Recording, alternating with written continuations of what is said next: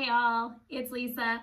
I'm going to go over this jojoba oil with you today and show you that this is what I use for my skin. I like to keep things simple when it comes to my skin, both for time's sake, but then also for ingredients sake. And jojoba oil does just that. I use it on my legs, other parts of my body, really good for massage as well. But more than anything, what I really love is the fact that these two labels right here, USDA organic and non-genetically modified, those are things I'm always looking for with products that I use. That's very important to me.